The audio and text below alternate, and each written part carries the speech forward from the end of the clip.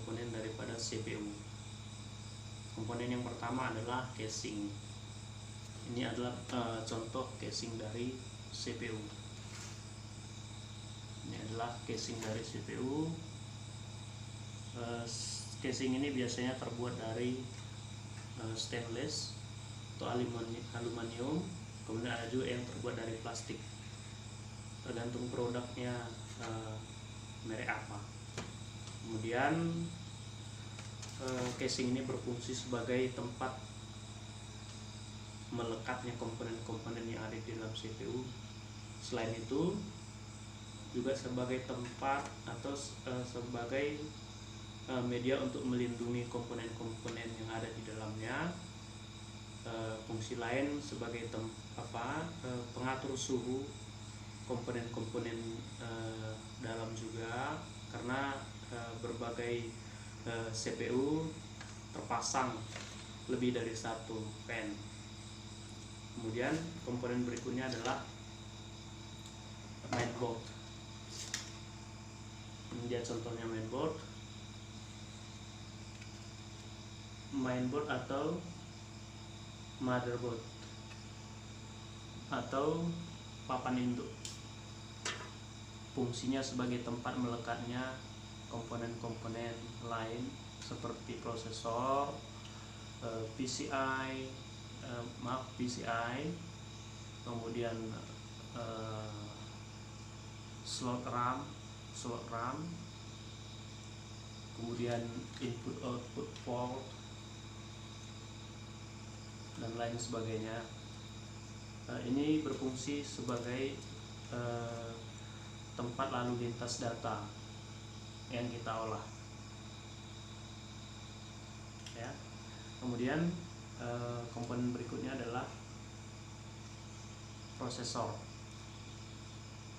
Ini salah satu komponen utama di CPU, atau banyak orang yang menyebutnya sebagai CPU.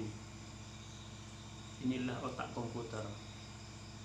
Di dalam ini maksud saya bisa dibuka, tapi kali ini nggak usah saya buka. Ini adalah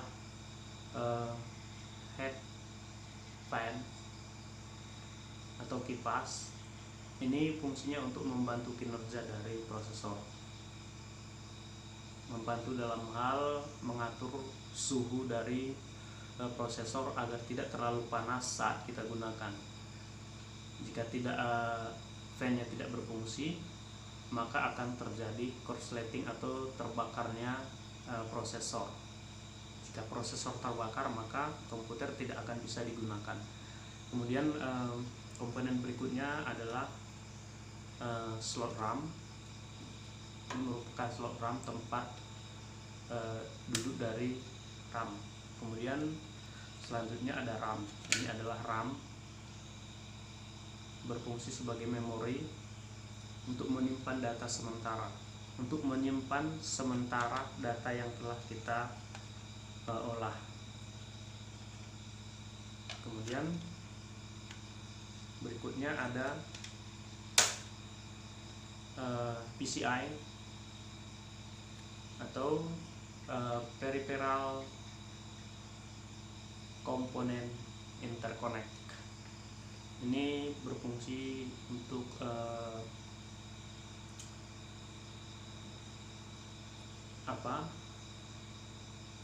menjembatani atau menghadapi hardware lain. Kemudian ada connecting untuk menghubungkan motherboard dengan power supply. Kemudian ada berikutnya lagi ada BIOS. Ini BIOS. Kemudian ada baterai CMOS, berfungsi untuk menampung BIOS yang telah disetting atau settingan BIOS. Jika motherboard tidak dialiri data, jadi ini baterai cadangan yang untuk menampung setting BIOS. Kemudian ada sound card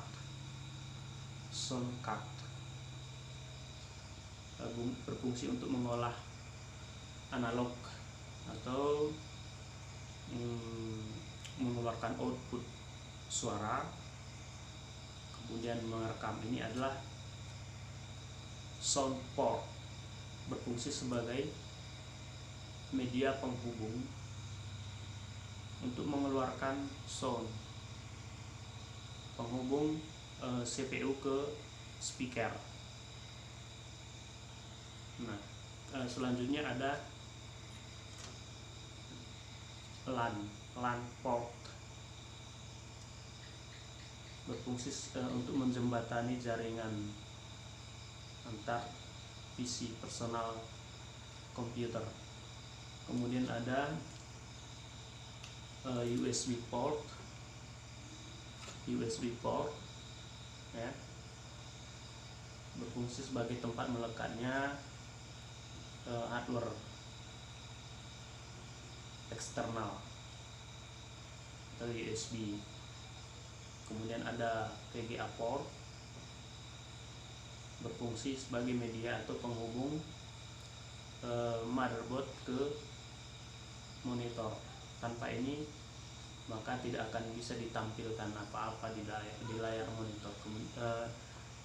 Di dalamnya, di belakangnya ada VGA card, tapi dalam banyak produk CPU biasanya tidak menggunakan VGA card karena VGA cardnya sudah menempel di dalam mainboard atau motherboard, sehingga sangat menghemat data. Apa fungsi dari VGA card? Itu tadi untuk mengolah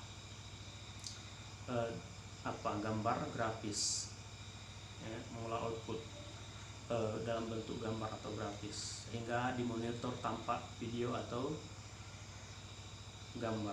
Kemudian ada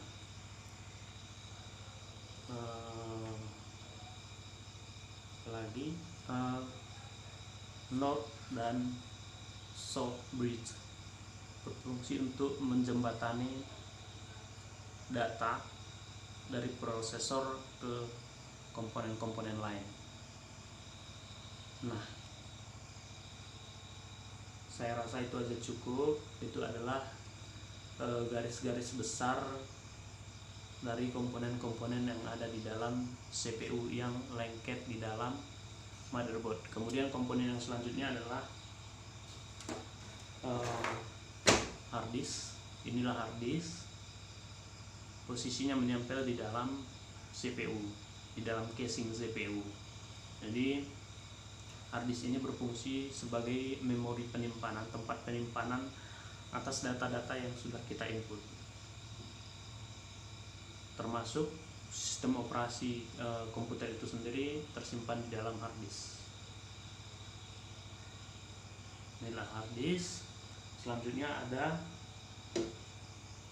power supply. Ini adalah power supply.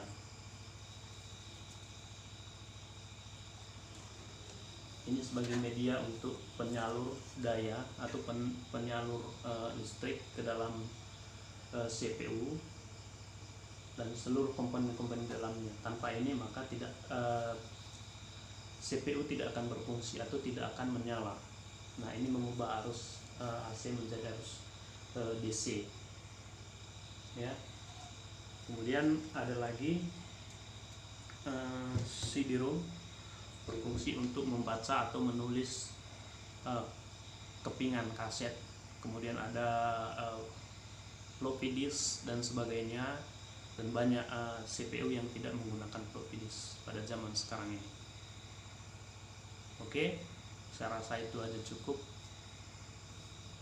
Itu adalah bagian-bagian penting, bagian-bagian besar dari komponen besar dari CPU.